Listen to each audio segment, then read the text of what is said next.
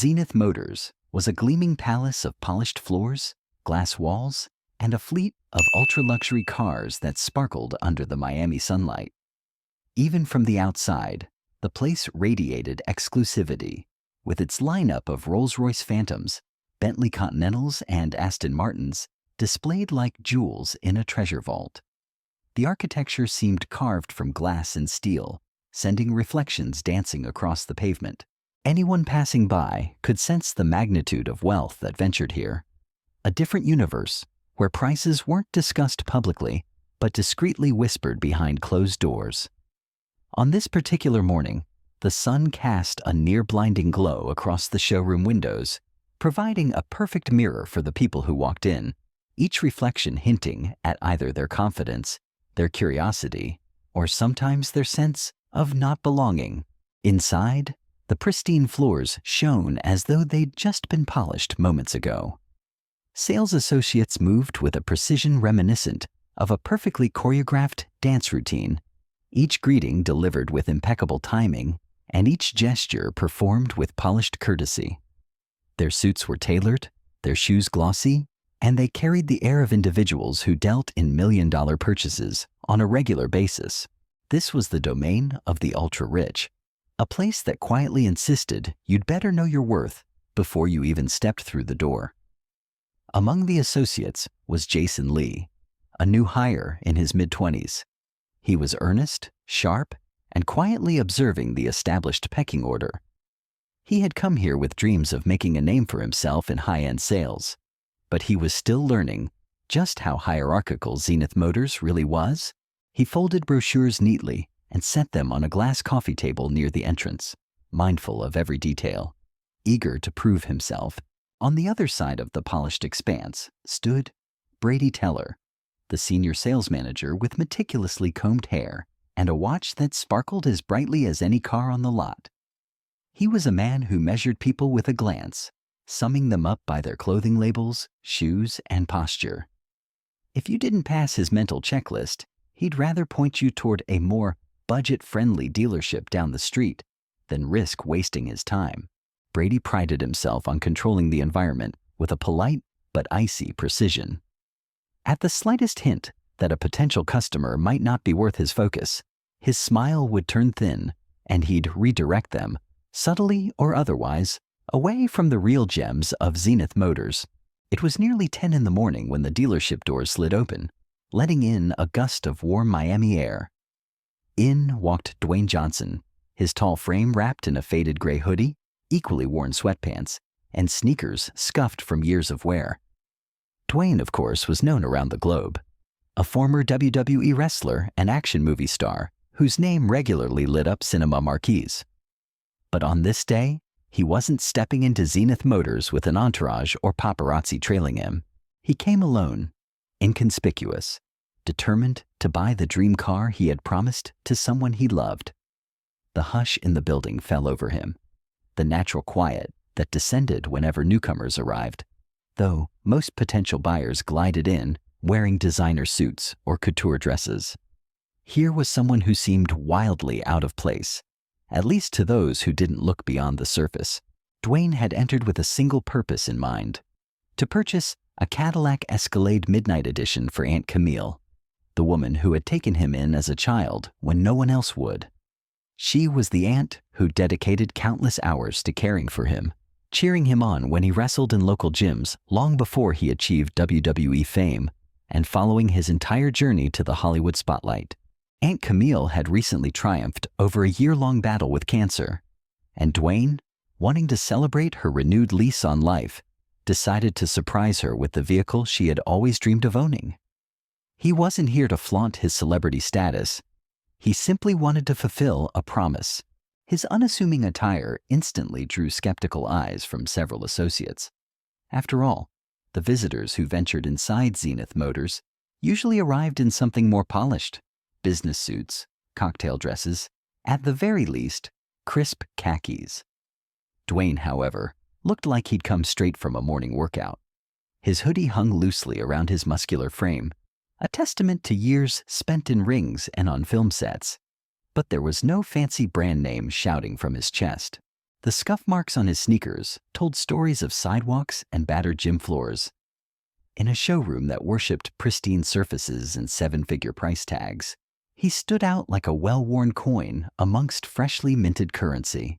Jason Lee, from his station near the brochures, offered a polite nod, feeling a pang of empathy for anyone who might be overlooked. He had heard about Brady's cold approach before, especially with those who didn't appear wealthy. Jason was about to step forward to greet Dwayne when, as if on cue, Brady Teller materialized from behind a shimmering Rolls-Royce. Brady's gaze traveled along Dwayne's attire and paused at his shoes before meeting his eyes. There was a polite smile on his face, but beneath it simmered condescension. "Good morning," he said, his tone carefully measured. "May I help you with something?" Dwayne wasn't irritated by the obvious scrutiny.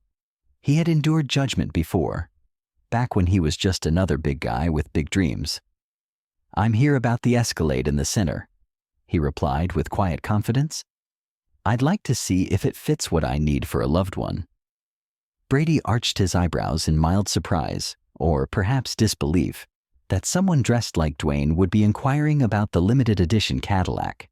He hesitated for a moment, then said, "That particular model is available by private appointment only." His voice had a practiced politeness, but it came laced with a subtle suggestion that perhaps Dwayne should look elsewhere.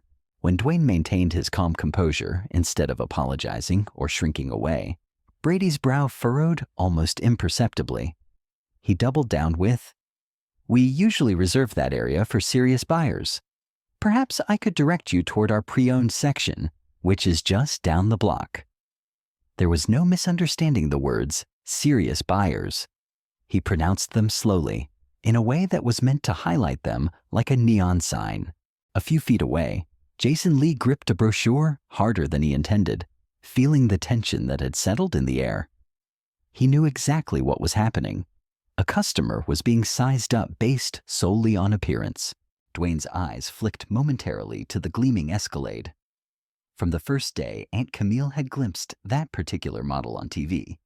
A black and chrome beast with plush interior seating, top-tier entertainment systems, and an unmistakably regal silhouette.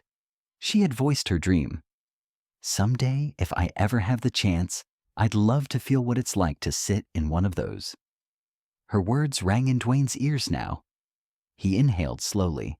Though he'd soared to stardom, he remained grounded in a personal code. Give respect and expect respect, no matter the setting. But at this moment, the man in front of him offered no real courtesy.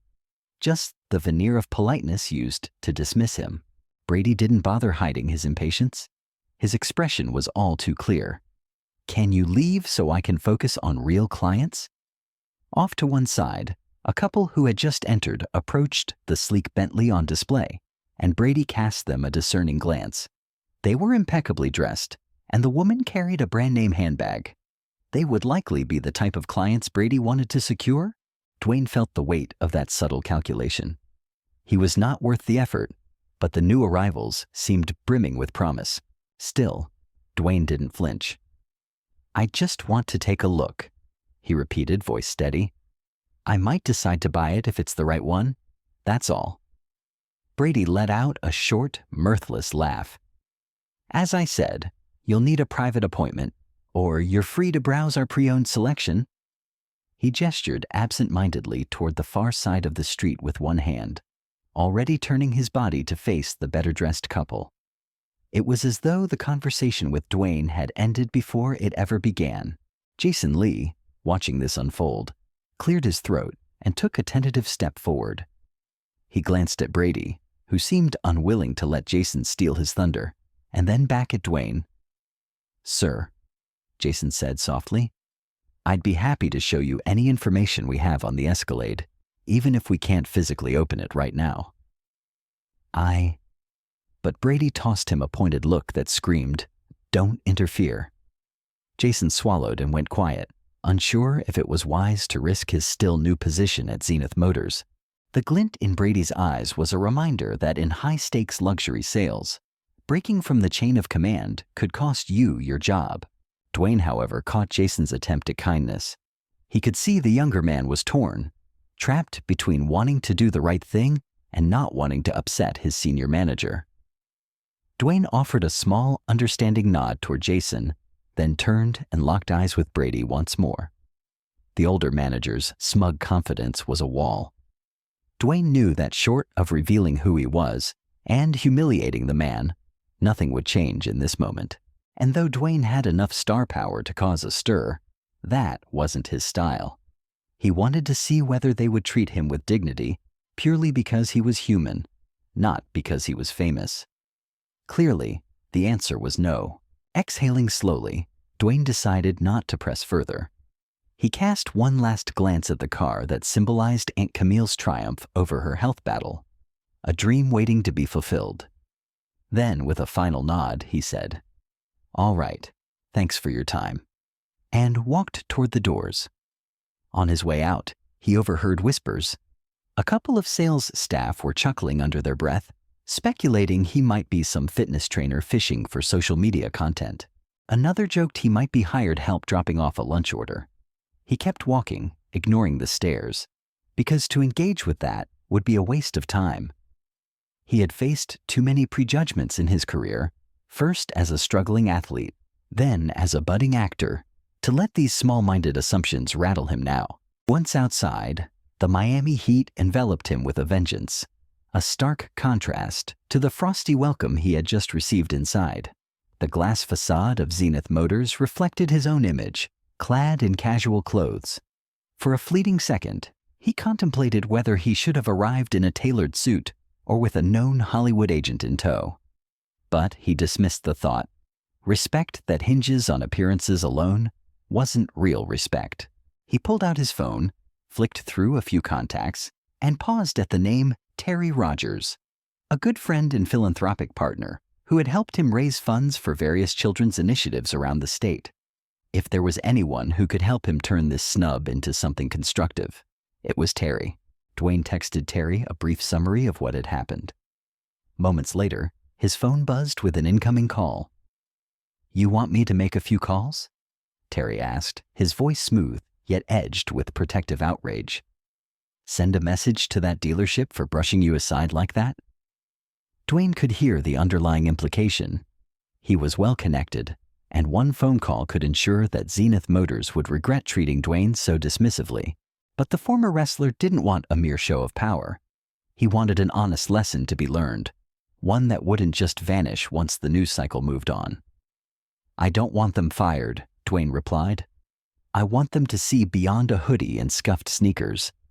If we can set it up so they learn that not everyone rolls up in a three-piece suit, maybe next time they won't judge so quickly." Terry understood and agreed. They worked out a plan. Dwayne would return soon, but under vastly different circumstances. He wouldn't show up alone. He'd arrive with supporters who had substantial clout, and maybe that would shine a stark light on Brady Teller's shallow approach. Feeling a renewed sense of determination, Dwayne returned to the small condo he was renting for the summer. The place was a far cry from the massive mansions he was used to on the West Coast, but it had a comfortable familiarity he valued.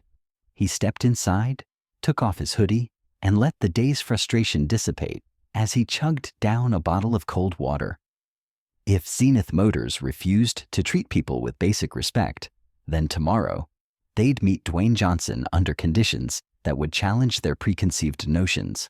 Morning broke with a gentler sunrise than usual, soft orange rays filtering through the palm trees that dotted the boulevard leading to Zenith Motors. The showroom was already buzzing by 9:30 a.m., staff members carefully lining up brochures, polishing car exteriors, and making sure every surface shone like crystal.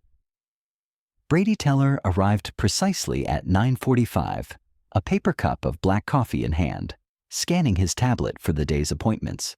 On that list, he saw a few high-profile names, clients from Coral Gables and foreign buyers, rumored to be looking for multiple vehicles. It was shaping up to be a lucrative day, and he didn't want distractions. Jason Lee was tidying up near the main glass entrance when he heard an unusual, almost regal hum from outside. It wasn't the aggressive roar of a supercar. It sounded more like a quiet orchestral note. Looking through the glass, he caught sight of a Rolls-Royce Phantom rolling up to the curb, its body wrapped in a shimmering midnight chrome that reflected the Miami sky. The vehicle pulled to a stop, its presence alone sending a ripple of astonishment through the staff.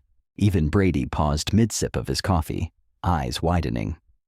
A customized Rolls-Royce Phantom was rare enough, but this particular model was rumored to have cost upwards of $1 million. Something this exclusive didn't just breeze into a showroom without making a statement. Within seconds, the driver stepped out, dressed in a sharp uniform with crisp white gloves, and opened the back door with a practiced flourish. Out stepped Dwayne Johnson, now wearing a casual but stylish jacket and well-fitted trousers, an outfit still devoid of flashy logos or ostentatious brand names, yet undeniably commanding attention. The shift in atmosphere was palpable. Staff members who had disregarded him the previous day found themselves rooted in place, unsure of how to approach. Brady Teller stood there, stunned, as if trying to reconcile the man in front of him with the scruffy figure he'd dismissed not long ago. On Dwayne's right emerged Terry Rogers, wearing a tailored shirt and holding a sleek folder embossed with what appeared to be the logo of a major philanthropic organization. Brady scrambled to recover his composure. He plastered on a brilliant smile, the kind saved for VIP clients who could drop 7 figures without blinking. "Good morning," he began, voice dripping with polite enthusiasm. "Welcome to Zenith Motors. I'm Brady Teller, Senior Sales Manager. An absolute pleasure to have you here." His entire demeanor radiated the polished courtesy that had been absent the previous day. Jason Lee stepped forward, quietly exchanging glances with Dwayne, an unspoken acknowledgement that they both recalled their brief interaction. Dwayne nodded once at Jason, recognizing the young man's attempt to help him before. "Morning," Dwayne said in a calm tone, as though this was just any other day.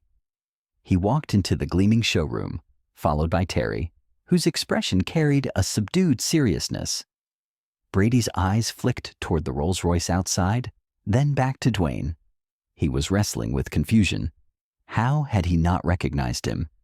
The entire staff had overheard at least one conversation about Dwayne Johnson being a globally famous action star and philanthropist. Yet here he was in the flesh, unannounced, as if to prove a point. Brady collected himself, unwilling to let slip any sign of the dread creeping into his stomach, and asked, "What can I help you with today, Mr. Johnson?" As the overhead lights glimmered upon sleek metal curves and mirrored floors, Dwayne let his gaze wander around the opulent space. Everything looked the same as the day before. The shining Bentleys, the imposing Aston Martins, and the Escalade that had been at the center of the showroom. Yet now the staff's demeanor was entirely different. Instead of dismissive stares, he was met with deferential half-bows and politely hushed greetings. Brady's earlier smugness had vanished. He looked poised, but hints of nervousness seeped through his tight smile. After all, it wasn't every day that an internationally recognized celebrity, also known for significant charitable contributions, appeared in your dealership, especially after being snubbed. "I'm here," Dwayne began, his voice carrying just enough weight to garner the attention of everyone around, "to revisit a vehicle I was interested in yesterday." He paused, letting the words hang in the air. Slowly, he angled his head in the direction of the Cadillac Escalade Midnight Edition that sat perched on a slightly raised platform. "I believe that's the one." Brady followed his line of sight and swallowed hard. He had not forgotten that he'd tried to shoo Dwayne away from it, effectively telling him the vehicle was off limits. The recollection made his cheeks flush, though he struggled to keep his polished facade. Terry Rogers stepped into the conversation then, quietly clearing his throat to ensure everyone's attention. "You might also want to know that Dwayne is considering doing some philanthropic events tied to any major purchase he makes. If things go well, Zenith Motors could receive a lot of positive press." His tone was even, but the underlying message was clear. The man you brushed off can not only afford anything in the showroom, but his purchase might also bring significant positive exposure, if you're lucky enough to handle it with grace this time. Brady tried to smile, though it came out stiff around the edges. "Of course, Mr. Johnson. We're thrilled to help you with the Escalade or any other model you might desire. Would you like to see the interior now?" His question was polite, but it reeked of a forced apology. He gestured for a junior staffer to open the doors, quickly motioning for the protective velvet rope to be removed. Standing behind Brady, Jason Lee remained silent, but visibly relieved. He clutched a set of brochures, prepared to give Dwayne all the details. Dwayne walked over to the Escalade with measured steps. The black paint shimmered under the carefully curated showroom lighting, highlighting every angle of the SUV's muscular build. He ran his hand gently along the side, scanning the tinted windows, the stylish rims, and the luxurious detailing. He remembered every story Aunt Camille had told him about how safe, spacious, and comfortable these vehicles were for road trips. That was important to her. Comfort for the long drives she dreamed of taking once she'd beaten her illness for good.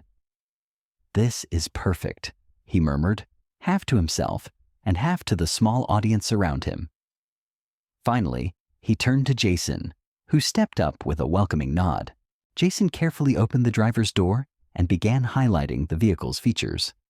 A plush interior with hand-stitched leather, state-of-the-art infotainment system, and enough seating that Aunt Camille could rest comfortably if she ever felt fatigued. Dwayne listened attentively, nodding as Jason described the towing capacity, the upgraded sound system, and the safety features that put this edition in a class of its own. The younger salesman's voice was steady, betraying only a hint of eagerness. He was grateful for the opportunity to treat Dwayne with the respect any customer deserved. Occasionally, Brady would interject with a comment, but Jason did most of the talking, and it was clear he was far more genuine than the senior manager. Meanwhile, other staff members discreetly inched closer to watch. Some were likely mortified, remembering how they had whispered insults about Dwayne the day before. Others might have been curious, trying to figure out if and how they'd missed his identity. The entire atmosphere had changed. Where once there was suspicion and cold courtesy, there was now sincere hospitality. Dwayne could sense the difference in every glance, every lowered voice. It was a stark demonstration of how appearances governed attitudes in this high-end environment.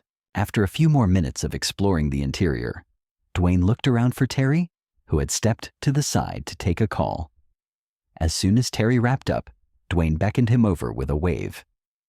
"This is it," Dwayne announced softly, patting the steering wheel. "We'll finalize the paperwork." Brady's eyebrows shot up at the finality in his tone. Large sales at Zenith Motors often involved lengthy negotiations, discussions about customizations, and elaborate financial transactions. Yet Dwayne's decision felt immediate, almost impulsive, but in reality, it came from a place of genuine intent that had been in the works since Aunt Camille first dreamed of this car. "Excellent," Brady managed, trying to keep his voice steady. He ushered Dwayne and Terry over to a private lounge area with plush seats, a marble table, and a coffee service that gleamed with silver accents. Jason followed, balancing a tablet and a neat folder of documents for the Escalade. Brady pressed a discreet button, summoning another associate who brought sparkling water and coffee on a polished tray. Dwayne noticed this was the same courtesy that had been extended to other clients before, but conspicuously withheld from him the day prior. He gave a small internal nod. The transformation in service was blatant proof that, for some, the customer's clothes spoke louder than the customer's words. Terry, taking a seat beside Dwayne, interlaced his fingers and glanced meaningfully at Brady. "Before we sign anything, I want to make it clear. We appreciate prompt service, but we also expect fairness. That means no hidden fees, no sudden markups, because you realized who Dwayne is." Brady swallowed, quickly nodding. He assured them Zenith Motors valued transparent business. His voice caught slightly, as though he was aware of how that statement might ring hollow given recent events. Jason placed the necessary forms on the table and explained each line calmly. As Dwayne looked them over, memory flickered to the day before, being steered toward pre-owned cars like he didn't belong. Now, ironically, The staff hovered anxiously, offering premium coffee and ensuring the room's temperature was precisely to his liking. Outside the lounge, the broader showroom continued its rhythm. Customers paced around, eyeing the most lavish models, as staff in tailored suits whispered about interest rates and custom packages. Yet a subtle tension permeated the air. Nearly everyone within earshot knew something significant was unfolding behind that frosted glass partition. In a matter of minutes, Dwayne would conclude a purchase that, for many, represented a lifetime of savings. And he was doing so calmly, without the usual pomp. If any doubt remained about his ability to afford it, Terry's presence and the swirling rumors of Dwayne's philanthropic endeavors silenced them. Meanwhile, up in the dealership's small executive office, 2 managers from the corporate side had arrived unannounced. Word had reached them that a major celebrity was in the building, and they wanted to observe. They didn't barge into the lounge, but watched from a distance, occasionally conferring in hushed voices. Their expressions suggested they were also re-evaluating the prior day's fiasco.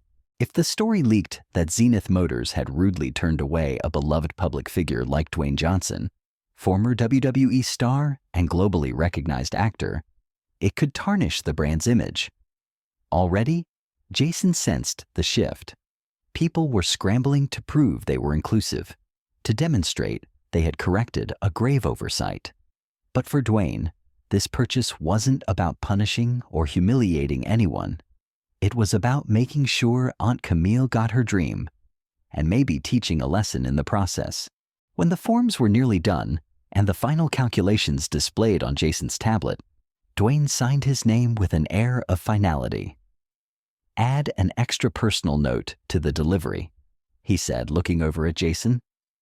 "A simple note that reads, 'For Aunt Camille, because you never stopped believing, even when life got tough.'" His voice wavered just slightly, a hint of emotion slipping through the polished veneer he wore in public. After all, Aunt Camille's fight against cancer had tested the entire family, forging a resilience that made this small triumph all the sweeter. Brady nodded, mentally logging the request. He cleared his throat. "Would you like us to arrange for the vehicle to be delivered to her address, Mr. Johnson?" he asked politely. Dwayne nodded. "Yes, please. If possible, do it tomorrow morning. And send a bouquet of lilies, the pink ones she likes, right along with the keys." Brady hurried to confirm the instructions, taking notes like a diligent assistant. One day ago, this same man had dismissed Dwayne as unworthy of stepping foot near that Escalade. Now, in the quiet hush of the lounge, with corporate eyes watching and the weight of his own mistake pressing down, he had no choice but to act with the humility he'd neglected to show. With the purchase confirmed and the deposit swiftly arranged through a few phone taps, the group exited the lounge. Terry offered a respectful handshake to Jason Lee, thanking him for his professionalism. "Someone like you should be training others in customer service," he remarked. Jason appeared genuinely moved by the compliment, recalling how he'd tried to do the right thing from the start. Even so, the difference in atmosphere, the hush, the reverence, reminded him that if Dwayne had not been famous, things might have ended differently. The next day, a wide delivery truck bearing Zenith Motors insignia rolled up to a modest cream-colored house in a quiet Miami neighborhood. Lush greenery framed the tidy home, with a vine of bougainvillea draping the front porch. As the truck came to a halt, 2 uniformed drivers carefully backed down the ramp, a gleaming Cadillac Escalade Midnight Edition.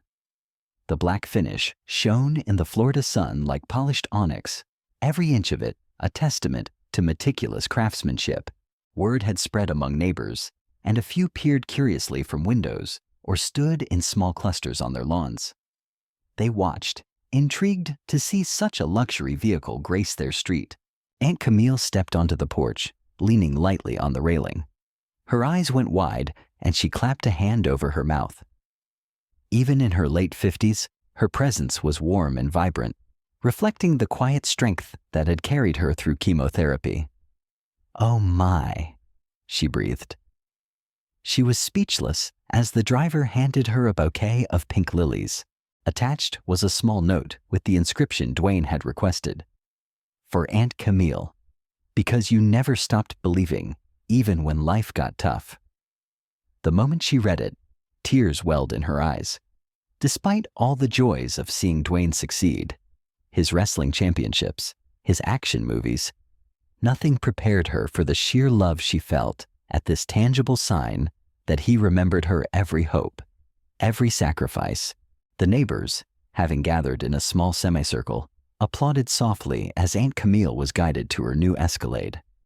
She ran her fingers over the sleek exterior, then opened the door to reveal the welcoming beige interior. Settling into the driver's seat, she marveled at the plush surroundings and the console's high-tech displays. She felt every breath, every moment, and looked up at the uniformed driver. "You sure this is mine?" she asked, still reeling from disbelief. He smiled politely. "All yours, ma'am. Courtesy of Mr. Johnson." Her eyes drifted to the note once more, remembering how Dwayne had always been grateful for her unwavering support. From the days he was broke and sleeping on a relative's couch, to the times when she mailed him homemade remedies during wrestling seasons, he never forgot. Meanwhile, across town, Zenith Motors was buzzing in a very different way. Their corporate office had mandated a swift rollout of unconscious bias training, requiring every sales associate, manager, and even the support staff to undergo workshops on treating all clients with respect and fairness. The directive came from higher-ups who realized how close they came to a publicity nightmare. For the time being, they were safe. Dwayne had not called the press, nor posted any scathing reviews on social media. He had handled everything quietly and with dignity. But the top brass knew they needed to change before another near miss turned into a catastrophe. Brady Teller, though not fired, found himself under new scrutiny.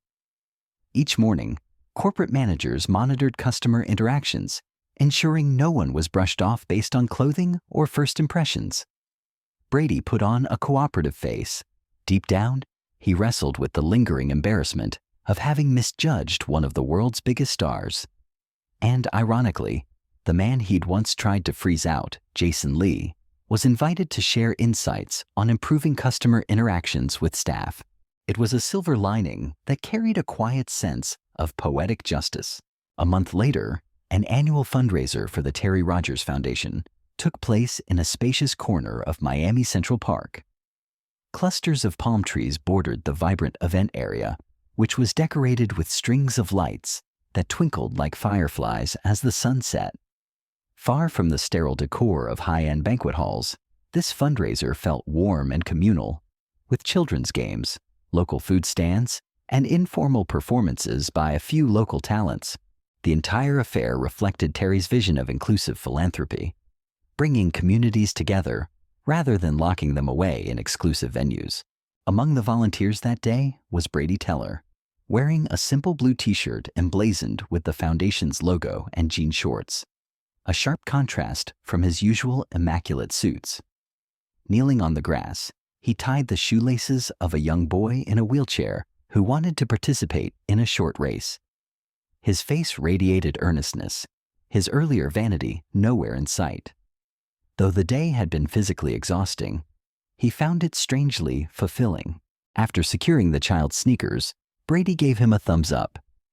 "Ready to roll, buddy?" he asked, trying his best to sound encouraging. The boy grinned ear to ear, delighted to be included. In that moment, a camera flash captured them both, preserving a snapshot of genuine care unburdened by the filters of prejudice or profit. Standing by a lemonade booth, Dwayne Johnson watched the scene with a contemplative smile. Jason Lee, who had joined as a volunteer as well, stood beside him. They'd spent the day assisting with logistics, handing out water bottles to runners, and even helping with a small raffle for donated bicycles. As they observed Brady's simple act of kindness, Jason remarked, "He really is trying to be better." Dwayne nodded, recalling the day Brady had apologized, haltingly, but sincerely, in the aftermath of the Escalade purchase. It didn't erase the initial slight, Yet it did show that even the most rigid perspectives could shift with the right nudge. "People can change," Dwayne replied. "Sometimes, all it takes is a reminder that every person walking through the door, rich, poor, or somewhere in between, deserves respect." At the close of the evening, Terry Rogers took the small stage to thank everyone for their attendance and their contributions. He recognized volunteers by name, including Jason Lee for his support at Zenith Motors and in the event planning, and he singled out Brady Teller for embracing a spirit of open-hearted service. The applause rang out, albeit tempered, because not everyone at the fundraiser knew the backstory. But Dwayne and Jason clapped vigorously, exchanging a look that spoke of shared understanding, redemption, and lessons learned. Later that night, Dwayne drove to Aunt Camille's house in her new Escalade. She insisted he borrow it whenever he visited. Pulling into the driveway, he spotted her on the porch, gazing at the stars. He joined her, and she teased him about his never-ending schedule, the next movie shoot in the pipeline, and his philanthropic events. But as their conversation flowed, the Escalade in the background glinted under the faint moonlight. Serving as a quiet symbol of a promise kept, Dwayne placed an arm around his aunt's shoulder. "How's your ride?" he asked, a broad grin spreading across his face. Aunt Camille just chuckled, leaning into his embrace. "It's a dream," she whispered. "And let me tell you, every time I slide into that seat, I think about how you saw past all the noise and never forgot where you came from." He gave her a gentle squeeze, reflecting on how quickly impressions could shift. One day, you're dismissed in a hoodie. The next, you're heralded as a VIP. But deeper than that, this story had grown into a lesson for everyone involved, about judging people too quickly or for the wrong reasons, and learning to see the humanity in each person. Long after most folks would forget the incident at Zenith Motors, Dwayne hoped one enduring truth remained. Respect is a choice we make every time we look at someone. And sometimes, simply looking past appearances can lead to moments that restore our faith in each other. One handshake, one smile, or one quiet act of kindness at a time.